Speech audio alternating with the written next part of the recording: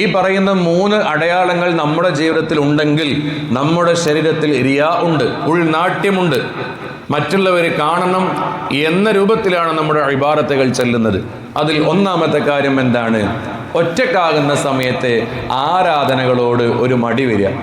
ജനങ്ങളുണ്ടാകുന്ന സമയത്ത് ആരാധനകളോട് ഒരു ഉന്മേഷം വരിക. ഒറ്റയ്ക്കിരിക്കുന്ന സമയത്ത് ദുആ ഇല്ല, ദിക്റില്ല, ഇഖ്ലാസ് ഇല്ല, ഒന്നുമില്ല. പള്ളിയിൽ വന്ന് നിസ്കരിക്കുന്ന സമയത്ത് ഖബലിയായതും ബഅദിയായതുമായ സുന്നത്ത് നിസ്കാരങ്ങളുണ്ട്, മുമ്പും ശേഷമുള്ള സുന്നത്ത് നിസ്കാരങ്ങളുണ്ട്. വീട്ടിൽ നിസ്കരിക്കുന്ന സമയത്ത് സുന്നത്ത് നിസ്കാരങ്ങളില്ല. പള്ളിയിൽ നമ്മൾ നിസ്കരിക്കുന്ന സമയത്ത് നിസ്കാരങ്ങൾക്ക് ശേഷം സുബ്ഹാനല്ലാഹ്, അൽഹംദുലില്ലാഹ്, അല്ലാഹു അക്ബർ ഒക്കെ ഉണ്ട്. വീട്ടിൽ നിസ്കരിക്കുമ്പോൾ ഒന്നുമില്ല. നിസ്കാരം കഴിഞ്ഞ് പായ് മടക്കുന്നു, കയറിപ്പോണു. ജനങ്ങളുടെ ഇടയിലാകുമ്പോൾ ഇബാദത്തിനോട് ഉന്മേഷം ഉണ്ടാകും. ഒറ്റക്കാകുന്ന സമയത്ത് ഇബാദത്തിനോട് എന്തുണ്ടാവില്ല? താല്പര്യം ഉണ്ടാവില്ല. ഒന്നാമത്തെ അടയാളം. രണ്ടാമത്തെ അടയാളമായിട്ട് മഹത്തുക്കൾ പഠിപ്പിക്കുന്ന എന്താണ്? ജനങ്ങൾ പ്രശംസിച്ചാൽ കൂടുതൽ അമൽ ചെയ്യും. നല്ല ഉഷാറായിക്കണല്ലോ എന്ന് ഒരാൾ പറഞ്ഞാൽ അയാൾ വീണ്ടും വീണ്ടും അമൽ ഇങ്ങനെ പെരുപ്പിച്ചുകൊണ്ടേയിരിക്കും, ഒന്നുകൂടി ഉഷാറായിക്കൊണ്ടിരിക്കും.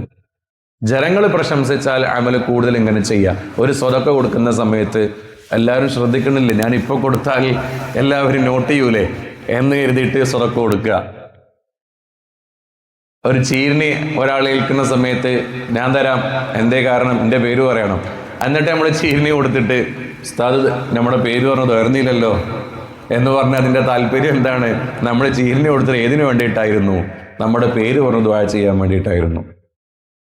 ചീരി നൽകിയവർ എന്ന പദത്തിലെല്ലാം വിട്ട് അല്ലാഹു തആലക്ക് അറിയാം ആര് നൽകി, എന്തിന് നൽകി എന്നുള്ളത്. അപ്പം നമ്മൾ ചീരിനി കൊടുത്തിട്ട് എൻ്റെ പേര് പറഞ്ഞില്ലല്ലോ, ഞാൻ 500 രൂപക്ക് ഇത് മേടിച്ചു കൊടുത്തതാണല്ലോ, അല്ലെങ്കിൽ ഞാൻ 1000 രൂപ സംഭാവന കൊടുത്തതാണല്ലോ.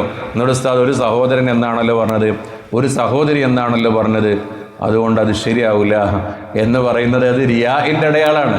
എൻ്റെ പേര് എല്ലായിടത്തും കേൾക്കണം, എൻ്റെ പേരുകൊണ്ട് എല്ലാവരും അറിയപ്പെടണം എന്നുള്ളത് റിയാഇന്റെ അടയാളാണ്.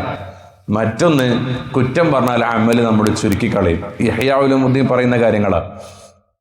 ഒരാൾ കുറ്റം പറഞ്ഞു, നമ്മളിങ്ങനെ പള്ളിയിൽ വരുന്ന സമയത്ത് ഈ ഏതറാ ഒരു നിസ്കാരക്കാരൻ വന്നിക്കണ് എന്നൊക്കെ പറഞ്ഞ് നമ്മളിങ്ങനെ അങ്ങോട്ടും ഇങ്ങോട്ടൊക്കെ പറഞ്ഞു.